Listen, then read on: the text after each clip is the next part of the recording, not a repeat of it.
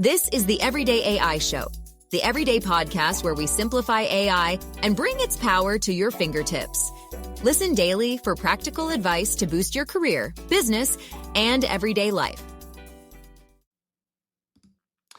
Do we have our first live AI assistant? Maybe. So OpenAI just released its new advanced voice mode. So after teasing this like 4 months ago, OpenAI finally unveiled this highly anticipated new functionality in bringing a live AI agent that you can talk to most paid users. So I'm going to talk about what you need to know. Well, actually, the 5 things that you need to know about this new OpenAI advanced voice mode and do some live demos as well. I'm excited for today's episode. I didn't sleep a lot, right? I was up playing with this thing, testing it, making sure that we could bring you just the news on this that matters. So what's going on, y'all? My name's Jordan Wilson, and I'm the host of Everyday AI. This thing is for you. It's a daily live stream podcast and free daily newsletter helping everyday people learn and leverage generative AI to grow their companies and their careers. So if that sounds like you, you are definitely in the right place. Literally, we do this every single day. So make sure if you're listening on the podcast, check out your show notes. We always leave a couple of helpful links, related shows, but also more importantly to our website. Please go there, youreverydayai.com. Sign up for that free daily newsletter. Every day we recap our episode. So if you're on the treadmill or walking your dog, don't worry. We already took notes for you. You don't need an AI assistant. That's what I do. All right. So before we get into the new ChatGPT advanced voice mode and do some live demos, so think out there, what do you all want to hear? What do you want to see demoed? Go ahead and throw that in there, but I'll ask for it again later. But before we get started, let's start as we always do by going over the AI news. So a new study has revealed that generative AI adoption is surging, outpacing previous tech revolutions. So a new study by researchers from the Federal Bank of St. Louis, Vanderbilt University, and the Harvard Kennedy School reveals that generative AI is rapidly becoming a part of everyday work life, surpassing the adoption rate of personal computers and the internet. So this trend raises questions about its implication for the workforce and productivity. So just 2 years after, well, almost 2 years now, just about 2 years after the launch of ChatGPT, a reported 39.4% of Americans between the ages of 18 and 64 report using generative AI, with 28% using it in their jobs. In comparison, it took PC's 3 years to reach a 20% adoption rate. So this research indicates that generative AI is not just limited to tech professionals, with 1 in 5 blue-collar workers also, including in those construction, transportation industries, are regularly using generative AI technology on the job. Next, Google has released some updates to both its Gemini AI models and Google Workspace. So first, for Google Workspace and the Gemini integration. So the Gemini integration, Google is including the standalone Gemini app as a standard feature in Google Workspace Business, Enterprise, and Frontline plans starting in the 4th quarter of 2024. So this integration eliminates the need for a separate Gemini add-on, making the AI assistant more accessible to millions of its users. Google has also announced a significant update to its Gemini AI models, launching Gemini 1.5 Pro 002 and Gemini 1.5 Flash 002. Love the naming here, which are now production ready and more affordable. So this move is crucial as it aims to make more advanced AI technology more accessible to businesses and developers. So the new model achieves a 7% improvement on the MMLU Pro benchmark. That's 7%, not 7 points, as well as a 15% reduction in pricing. That's always one of the most important. So I'll say this. I think Google is great for developers. If you're using it on the front end, you're not going to see most of these new updates. All right, last but not least, Meta Connect kicks off today with a focus on AI, VR, and mixed reality. So, Meta Connect is the highly anticipated developer conference hosted by Meta, the parent company to Facebook, Instagram, and more, and it's set to showcase new advancements in VR, mixed reality, and AI. So the event begins today at about noon Central. So by the time you're listening to this podcast, it might already be happening, featuring a keynote from CEO Mark Zuckerberg. And Meta is expected to unveil a lower cost version of its VR headset, which should be pretty interesting to see how it competes with the way more expensive Apple Vision Pro, as well as updates to its AI-enabled Ray-Ban Meta smart glasses. AI will obviously be a central theme at the event, with Meta expected to highlight its generative AI initiatives that are being integrated across its platforms, including the introduction of customizable AI chatbots on Instagram. All right. A lot more in our newsletter, so make sure you go check that out. So what's going on? I'm excited to get into this advanced voice mode. So real quick, if you're hearing something a little different, maybe I sound different, maybe I look a little different. So normally, I'm recording on my iPhone as the camera, and I have a little bit different mic setup. So if I sound weird, if I look a little different, sorry. So I'm actually going to be later in the show, I'm going to be doing a live demo. So I have my phone that I would normally use for recording. I'm going to be doing the advanced voice mode as long as it works. Hopefully it does. So my microphone is right there. So apologies if the audio video is a little off today. Hopefully y'all don't mind. And just so I know, live stream audience, can y'all hear me? Is this good still? I'll try to speak up, but let's just get into it. Here are the 5 things that you need to know about ChatGPT's new advanced voice mode. All right, I'm excited. Let's get into it. So number 1, the availability. That's what everyone cares about. So it is available to paid ChatGPT Plus and Teams users. There's some country restrictions, which I'm going to get to in a little bit. But right now, it is not available to free users. It is not available to enterprise users, and it is not available to EDU users as well. So right now, ChatGPT has different plans. So if you are on a paid ChatGPT Plus or paid ChatGPT Teams account, aside from if you're in certain countries in the EU, UK, etc., you should have access to it at least by the end of the week. So here's a little tip from being a nerd for a long time. A way that you can normally bypass the line if you want to, this is what I did, because when this was announced, I didn't have access. So it's a slow rollout. So if you want to, log out of your devices. And this is mobile only. All right. This is not on the desktop version, at least as of like 2 hours ago, not on the, so the Mac app, it's not on the desktop version. This is just on the mobile app. All right. So one thing you can do is first log out of your account, log back in, see if that gives you access. If not, delete it. Then reinstall it. So that's what I did. And after doing that twice, then I did have access. All right. So it might take a while. And if you have multiple accounts like I do, try switching between those, right? So yeah, you might still have to wait a couple of days. But Sam Altman did tweet out that most paid users that are eligible should have access by the end of the week. All right. So that's always first. People are like, oh, how do I get access? Right. And yeah, hey, thanks, Liz, for letting me know that. And Brian, that we can hear. And I'm also curious, did you guys get access yet? If you do have a paid ChatGPT Plus plan, let me know if you did or did not get access. So that's number 1. Number 2, there are a lot of guardrails in this thing, which makes sense, right? And also it's worth noting, and I'm going to go into the details in a little bit, this is not the complete version that we saw. All right, so in its spring event, OpenAI demoed kind of this live voice mode, but it had way more capabilities. That is not what we are seeing here, okay? The demo that they did, ChatGPT could literally see with the camera, right? On the desktop Mac app, it could kind of interact in real time with whatever was going on your screen. This does not have any of those features. Right. So you can't see with it. Right. So a lot of people call this her. I've been calling it kind of live omni. I don't know if there is a name for this, right? So we have the advanced voice mode.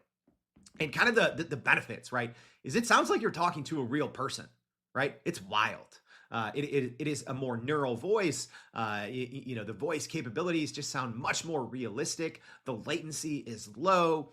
You can interrupt ChatGPT, which is kind of nice. I know it might seem rude, but sometimes if you get a very long answer from a voice assistant, you're like, oh gosh, why did I even ask this? Now I have to wait 20 seconds, right? So there's obviously huge benefits to this more neural, updated, advanced voice mode, but this is not what we've seen in the spring event from OpenAI and what they continue to demo all over the place, right? It is not that. It is not on the desktop. It is not on your computer. This is on your phone, and it cannot see or interact. It can just hear, it can listen, and you can talk with it, right? It's literally like talking with a human. It's pretty impressive, but there's a ton of guardrails, which is probably a good thing, right? Because the first thing that happens with large language models, everyone tries to break them. Everyone tries to push them to their limits. So a lot of guardrails. So as an example, there's some simple things, some things that kind of make sense when you think about them a little bit, and then some things that like, okay, maybe this doesn't make sense. So it can't sing, right? That's one thing people are trying to make it to do or get it to do. It actually will sing, right? If you care about that. But if you ask it to, it won't. But there's some ways you can get around it. Just like with most things, that you can kind of jailbreak a large language model, or you can work in the gray area. You can get it to replicate some things. But if you want it to sing to you, not going to happen. You can't make it stutter, right? It says, hey, that's not respectful. You can't impersonate famous people, right? I'm sure that's one thing people are going to be running to try to do. You can't. However, what you can do is you can describe a famous person, or you can even give it an example, with your own cadence and annotation. If you do want it to sound like someone, you can do that, and you almost can give it verbal commands, right? Oh, make your voice higher, make it lower, right? So there's 5 new voices, and I'm not going to be able to show you all of them because it actually screws up my recording. I don't know why, but we'll go over one of them. So yeah, and then you can't have it. I didn't test this out, but I saw other people, saying, oh, be flirtatious, do this, right? So that doesn't work either. So if you think that this new advanced voice mode is going to be your AI boyfriend or AI girlfriend, probably not going to happen. Sorry for people who are into that. I don't understand that, but yeah, apparently that's a thing. So a lot of guardrails on the advanced voice mode, which, like I said, is probably a good thing. I'm an advocate for the text version to have fewer guardrails, right? Obviously, you still have to have safety and ethics in mind and build around those things first. But there are more guardrails, I would say, on the advanced voice mode versus the kind of text, quote unquote, text version. All right. Hey, and keep your questions coming. Yes. So Marie is asking, can it vary its emotional spectrum? Absolutely. So we're going to do that in the demo. So yeah, that's another great thing about this is you can have it talk with emotion, but it can also sense some emotion from you as well. So, if you do have requests that you want to hear for our live stream audience, get them in. Maybe so I can see them if we get a lot. Put a bunch of, exclamation points before, because I always see a ton of comments coming up here and it's hard for me to track them. So yeah, if you have any requests, we can do that later. All right, the third thing that you need to know. This is the most advanced kind of AI-powered voice chat available right now, right? So yes, Google has rolled out its AI assistant, but you have to have certain phones. So technically, because this has iPhone and Android, there's much wider availability for this ChatGPT voice mode. So like as an example, I have an iPhone. So I can't go, at least right now, right? Google may roll that out in their Google app. They did bring a big update last week, bringing Gemini to the Google app on iPhones. But right now, you can't have this live assistant on an iPhone. An iPhone is the biggest smartphone maker in terms of market share, right? So this is the widest available AI smart assistant right now, right? Oh, you could say, oh, Siri. You could say, Alexa. No, if I'm being honest, those aren't AI powered smart assistants. They're a little dumb. Let's be honest, right? 10 years later, right? You can barely use them. So this is nothing. This is nothing like those kind of quote unquote smart assistants. And you will see in the demo what I mean. This is wild. It is like talking to a real human. It is intuitive and it is fairly impressive if you haven't seen it yet. All right. Number 4. And this one's big. When you're using advanced voice mode, none of the other tools or modes in ChatGPT are available. That is a huge bummer. And again, this is obviously much different than what OpenAI demoed, right? So is this, a lot of people are saying, oh, this is a bait and switch. This was marketing.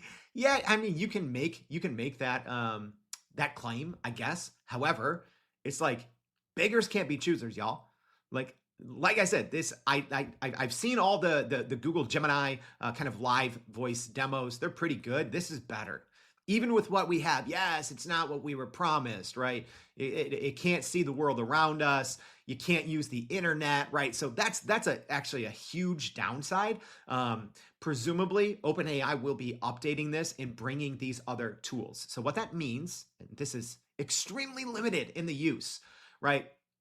So you can't use, as an example, browse with Bing. Okay, you cannot type. That stinks, right? So if I start a chat in advanced voice mode and then I go type, whether it's on my phone or I pick it up on my computer and type, I cannot go back to advanced voice mode. So you have to stay in there. So if you want to keep the context of a conversation going, you can't do anything else, right? So number one, if you ask the advanced voice mode, it can't access the internet. You can't use, Dolly. You can't use it inside of GPTs. All right, so there are a couple, if I'm being honest, huge limitations. But all things considered, that doesn't take away from the core functionality. If you wanted a live AI assistant with this, you're not getting it. Sorry. What you are getting is what seems like almost a real life human that you can talk to, that has I won't say the most up-to-date knowledge base, right? Because it can't access your files. You can't upload your files.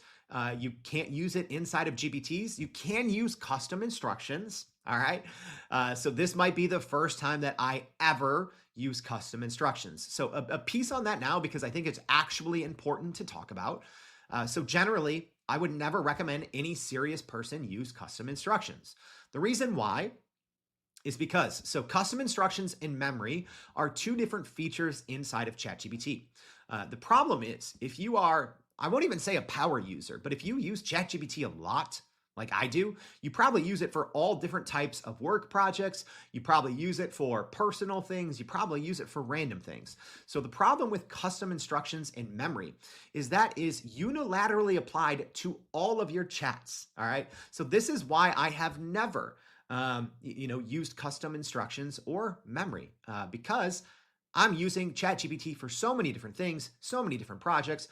I have multiple businesses. I have multiple clients. Our team has multiple clients. So we're using it for all kinds of different things. So we don't want one set of instructions or memory to be applied unilaterally everywhere. And right now, when you go inside of a new chat, you can't just say, oh, let's turn off custom instructions and memory for this chat. It is an account level setting, which is so useless, if I'm being honest, right?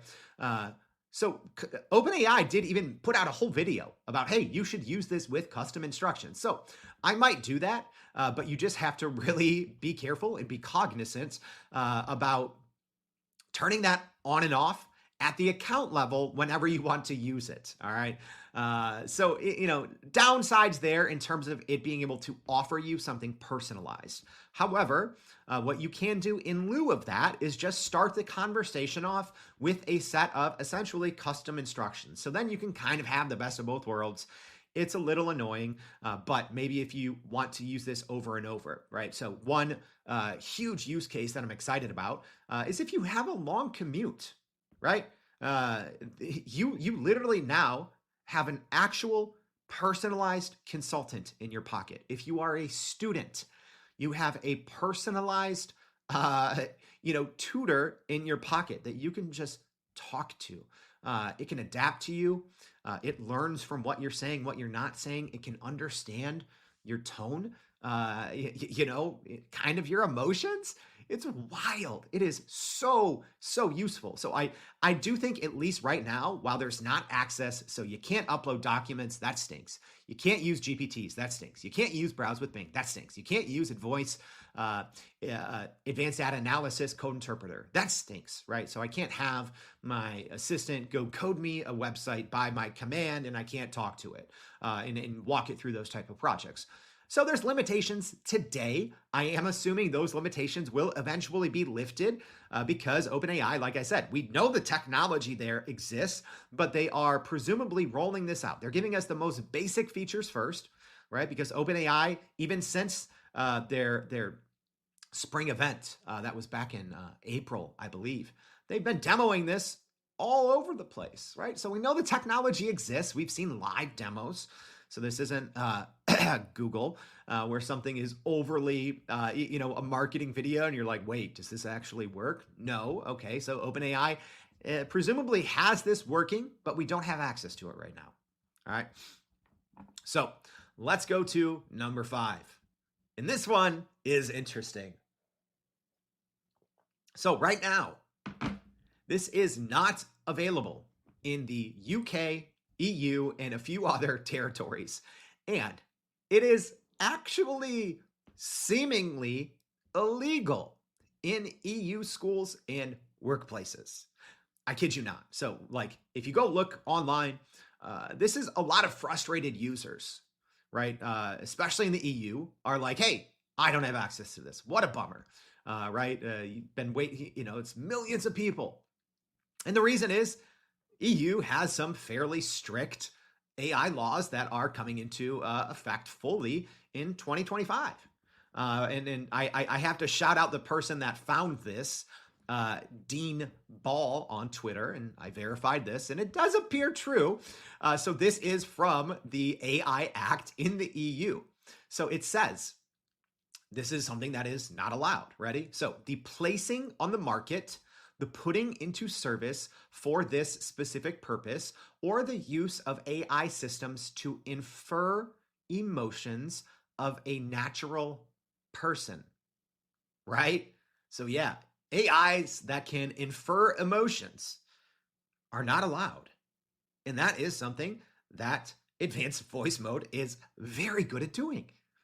So yeah, like, we haven't seen an official statement from OpenAI, but they did say, hey, it's not available in the EU, UK, and some other territories.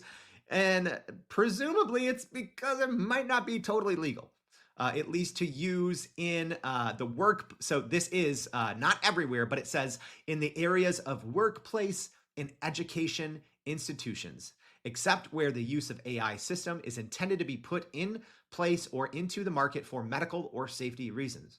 So presumably OpenAI is going to be figuring that out because obviously the EU, UK, those are big markets, right?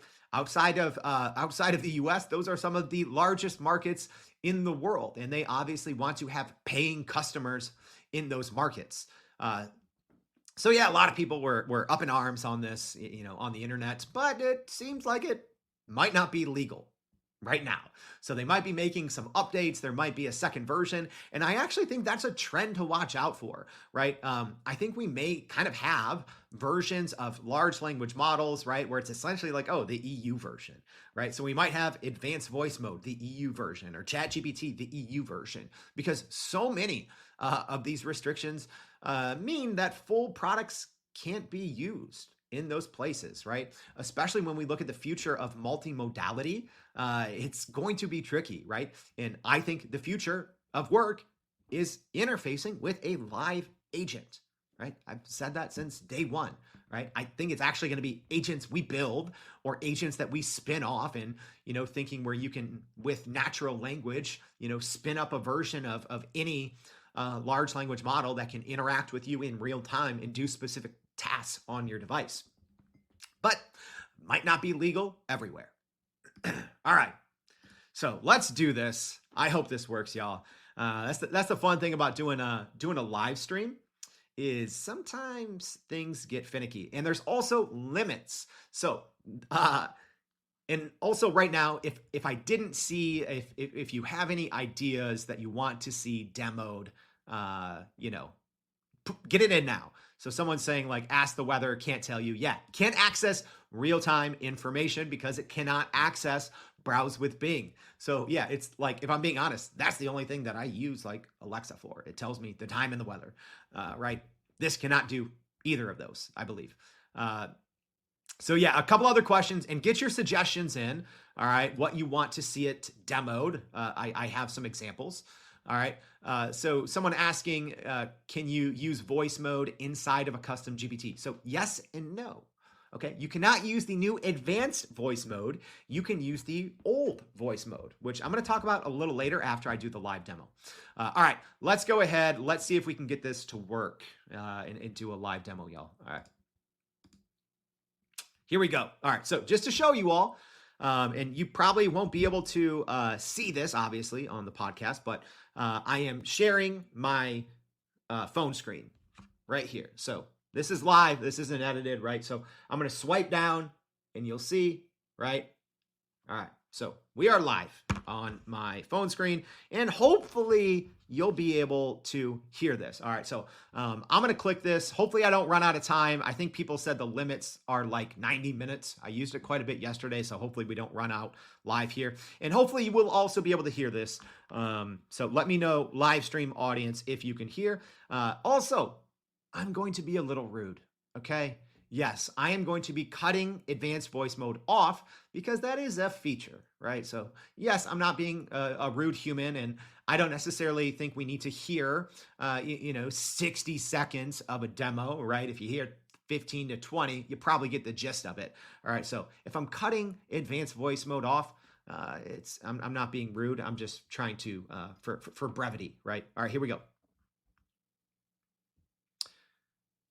Hello. All right, so normally it's going to go blue here, so it's not working, obviously, right? Even though I just demoed this, I just tried this right this morning. So let's try one more time. Hello. There we go. Hey, what's going on? You're on a live stream. Can you say what's up to all the Everyday AI listeners?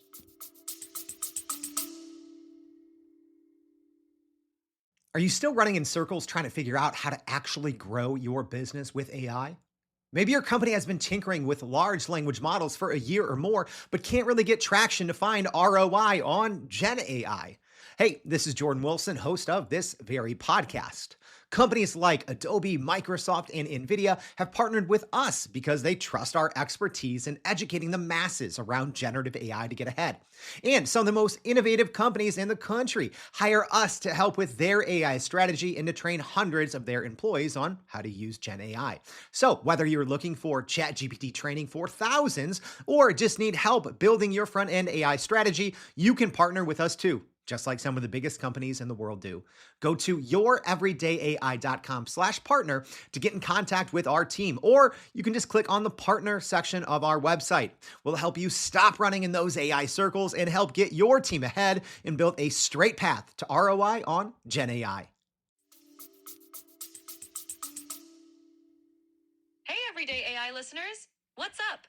Thanks for tuning in. All right, I threw that on mute. Everyone, can you let me know? Could you hear that?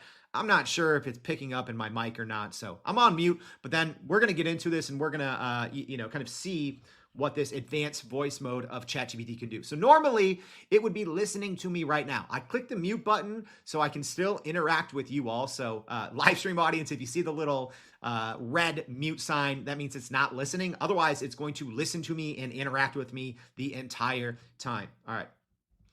So this is actually a live stream about your new capabilities. Can you just really quickly tell us what you can even do? Absolutely.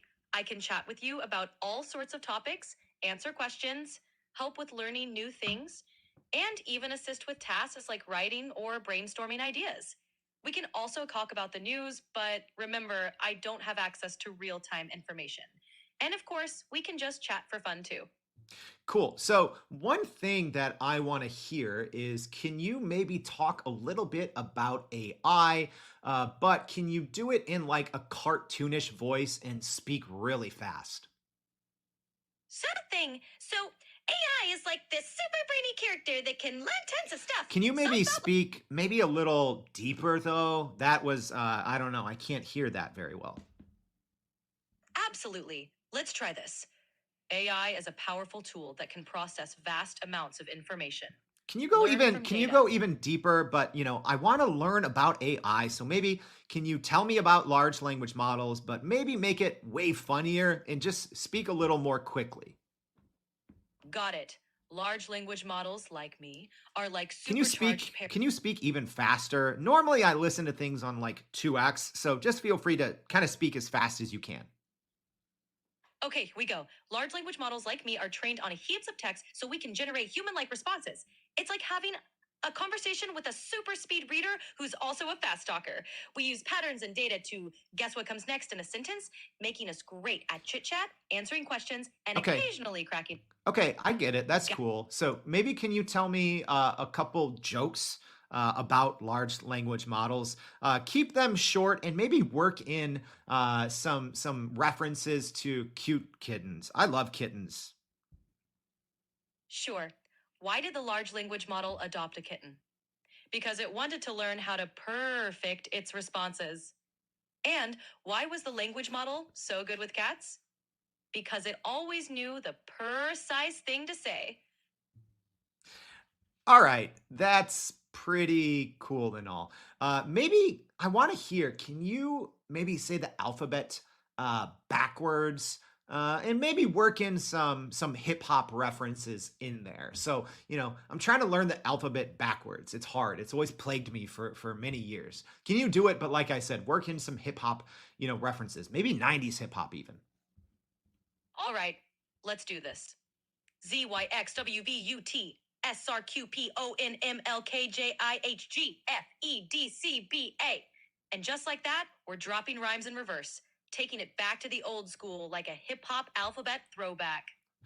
All right, well, that wasn't the best because you really didn't integrate it in the middle. So I want to switch up gears here.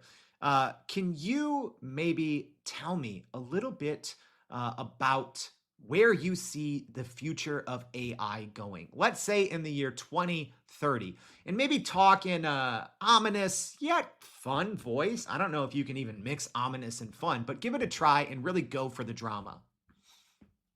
In the year 2030, AI will be everywhere, seamlessly integrated into our daily lives. It will anticipate our needs, like a digital butler with a crystal ball, making life smoother and more efficient.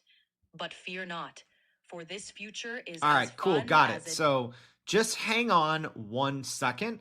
I'm gonna go ahead and talk with our audience here real quick, but you aren't invited. Sorry. No worries. I'll just be here waiting in the wings.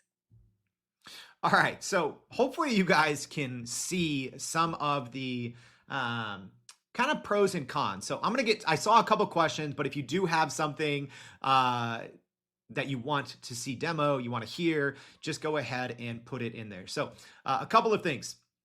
Let's talk about access. So, voice mode itself has been out for many, many months. Okay. Also, OpenAI did start rolling out the beta to advanced voice mode. So, I'm going to show you the difference here at the very end. So, the normal voice mode, it was not neural. It couldn't do all of these things. It couldn't talk with emotion. It couldn't mimic, certain things. It couldn't sense the emotion in your voice. That's another thing. So we've had a voice mode, but it was much more in line with a Siri or Alexa. It wasn't very capable. There was a gap. So normally, depending on the complexity of your question, you would have to wait anywhere from maybe 2 to 4 seconds. So kind of like Alexa, actually it was a longer gap. So there's been a standard voice mode, and that standard voice mode is still there. So this new advanced mode was just rolled out to everyone in the last 24 hours. So there has been some people were lucky enough to get some alpha access to this and beta access, but very, very few people have had access to this. So the normal voice mode has been available for many months. If I'm being honest, that was not super, the normal voice mode was not super impressive because you couldn't interrupt it. It couldn't sense tones in your voice. It couldn't vary the way that it spoke. It was very much like an Alexa, a Siri, but slower. All right, so I saw a couple questions on that. All right, Marie had this question earlier about the emotional spectrum. Let's actually test that out quick. And then, like I said, if you have anything you want to see demoed, let me know. So let's go ahead and try some emotional detection now. And like we said, this might be the reason why it can't go to the EU. And I think this is actually one of the more impressive features, aside from it being almost in real time, and it can tell you literally anything and personalize any information to you in real time. I think this ability to both sense the user's emotion and speak with emotion is very impressive. So let's go ahead and do some tests on that now. Hey, so I'm going to talk and I want you to kind of sense how I'm feeling. Does that sound good? Absolutely. I'll be listening closely. All right, so this is so cool. This new advanced voice mode, it's awesome. I can hear the excitement in your voice. Sounds like you're really enjoying this new feature. Yeah, I mean, I'm enjoying it, but if I'm being honest, I thought that I was going to be able to talk with my GPTs. Sounds like you're feeling a bit let down. It's understandable. Expectations can be tricky like that. But I don't know. I think maybe the future, we might see something better. We might see more capabilities. I sense some hopefulness there. The future of AI is indeed full of exciting possibilities. Who knows what cool advancements are just around the corner? So are you guys seeing and understanding the magnitude of like what's happening there, right?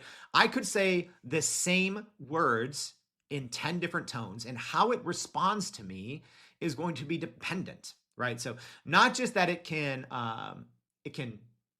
detect those things, right? But it will base its response on the emotion, on the emotional cues that I'm putting forward, right? And presumably when this happens with video, it's going to be looking at your face as well to sense it, right? So if you have frustration on your face, even if you're not saying anything, it will be able to sense that. So again, think about what this means for the future of work. I mean, the future of society, right? Like as an example, this is probably a great, I'm not vouching for this, but if you need a personal coach, if you need if you're not sure if you need to go into therapy, right? You can have a really unofficial chat with this advanced voice mode. I would always start by giving it a lot of instructions, right? So we teach, as an example, the prime prompt polish technique. It is prompt engineering 101. Unfortunately, with this new advanced mode, like I said, you can't go in there and type a lot. You can't share your files, all these things. So I would normally start with some very pointed and specific instructions on who you are, what you're trying to do, and what you want that specific chat to accomplish. Otherwise, that I don't think you're going to get a lot of benefit out of this. All right. So yeah, Tara says, amazing on-demand mental health care. Yeah, that's one thing. Joe saying even the computer on Star Trek had slower response time. Yeah, it's super quick in terms of response time.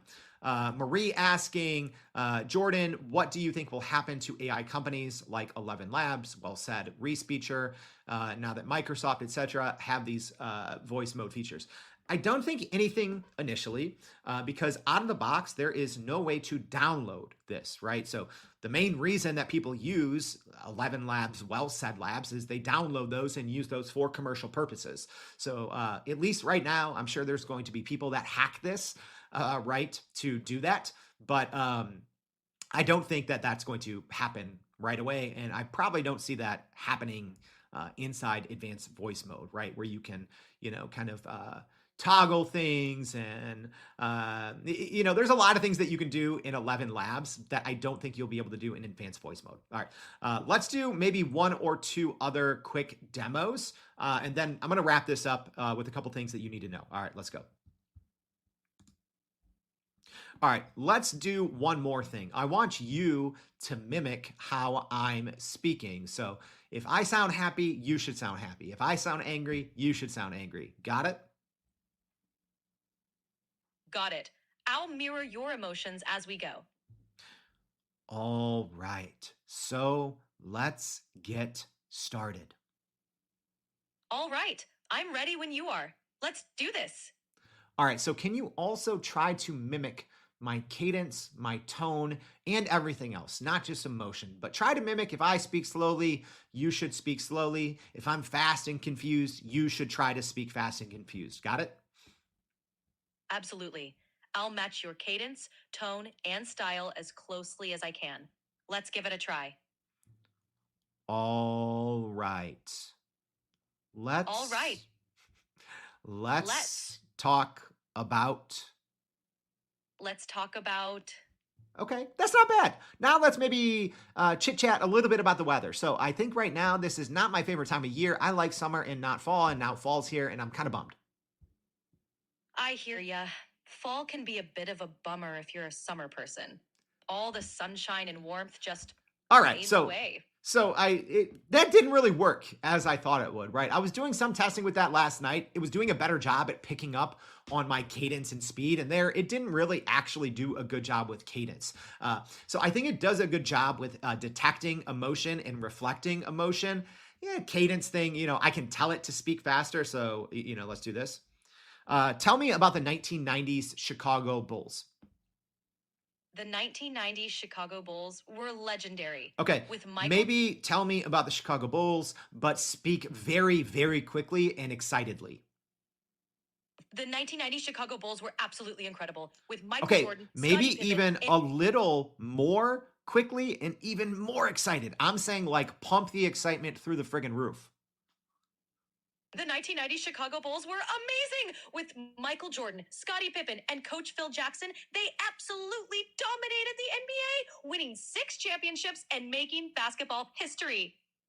Okay, that's great. All right, now let's forget this. So, all right, I threw it on mute, y'all. Okay, I want to do one switching more gears. thing.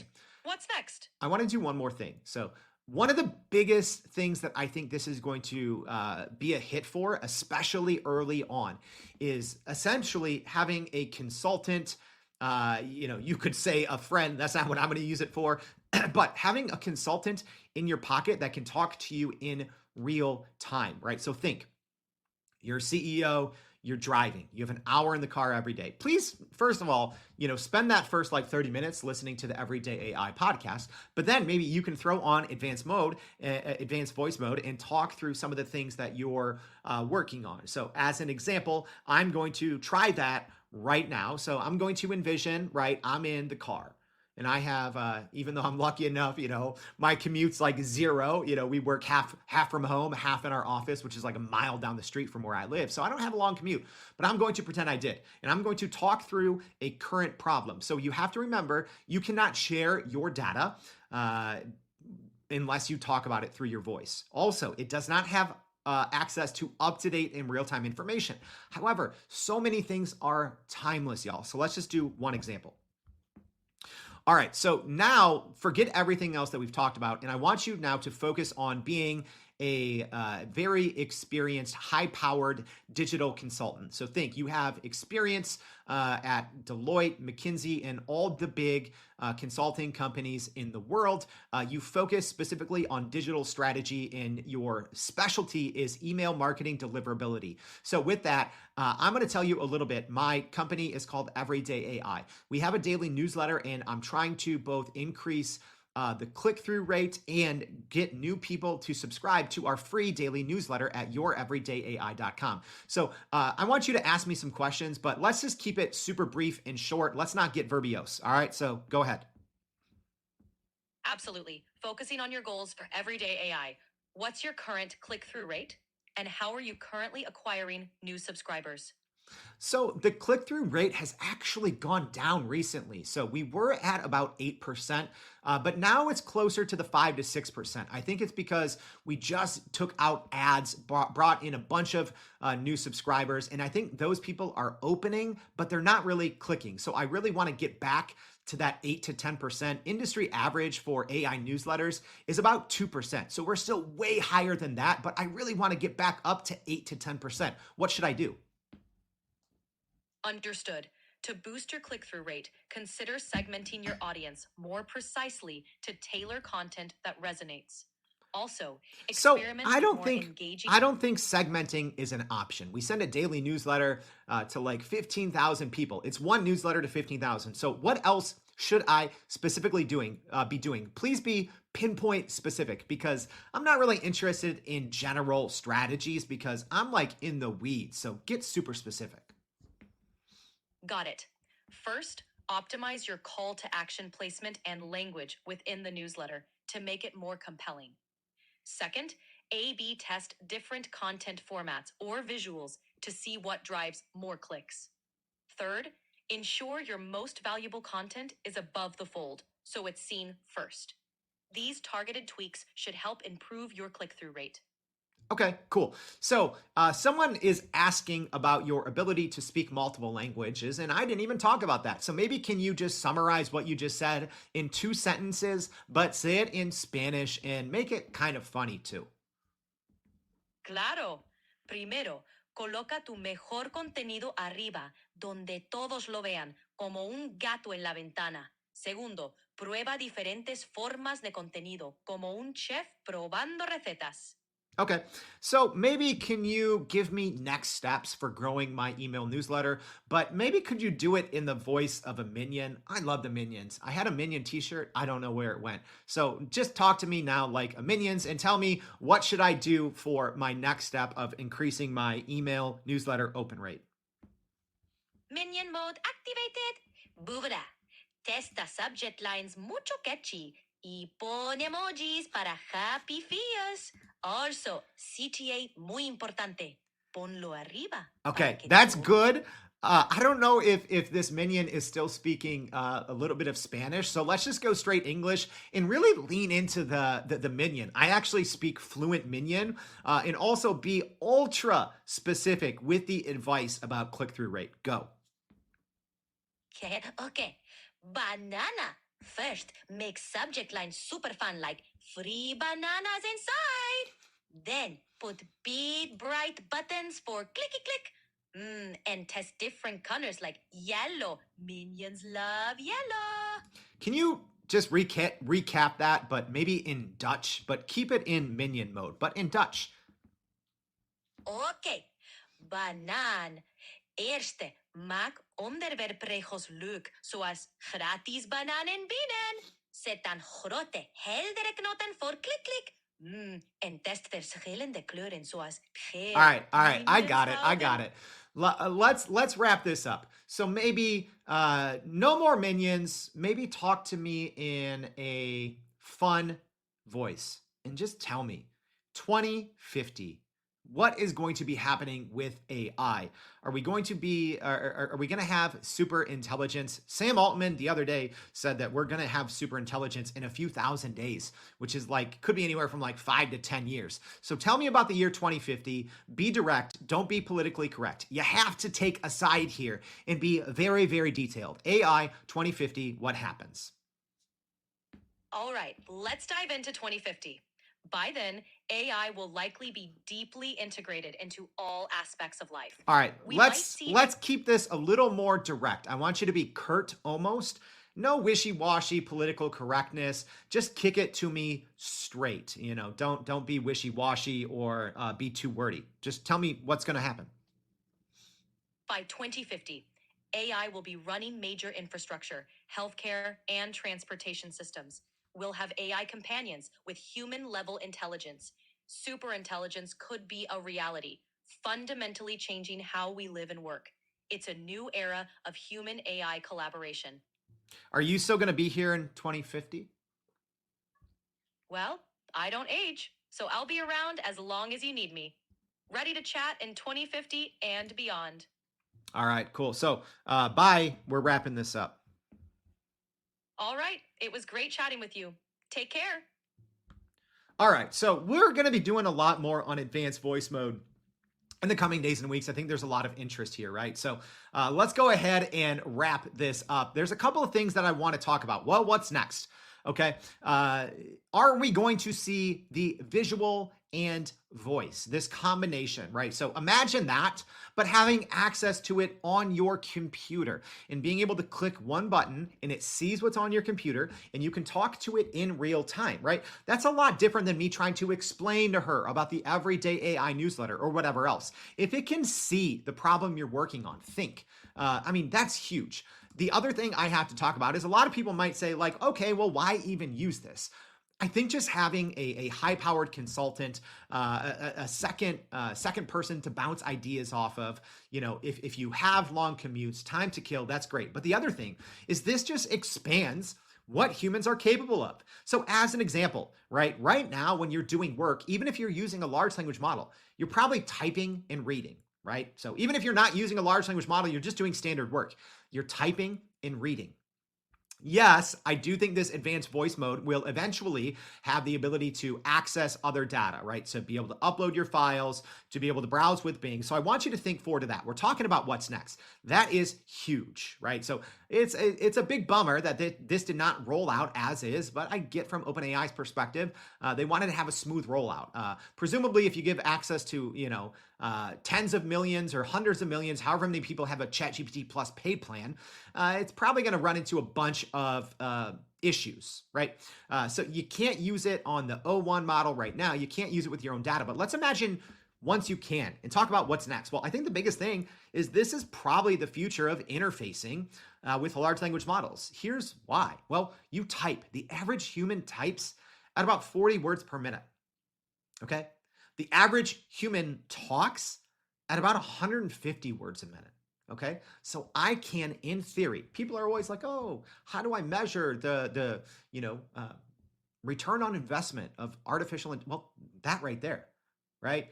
Yeah, this wouldn't really work if you have 100 people in a small-ish office and everyone's yabbing to their assistant. But y'all, we have this whole work from home society. We have remote work is very standard, right?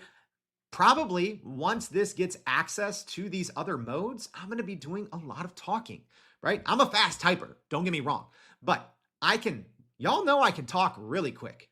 And yeah, I can type fast, but I can in theory get 4 times more done if I'm just talking. The same thing with listening, right? So listening versus reading. So the average person can read, 250-ish words per minute. The average person can actually understand up to 400, 500 words per minute when they're listening. So think of it like that. You can talk almost 4 times faster than you can type. And you can listen almost about twice as fast as you can read. This just opens up a whole new way to work. And then think, once it has access to your data, once it can see what you're working on your screen, when I tell people, hey, the future of work is generative AI, maybe you can see that.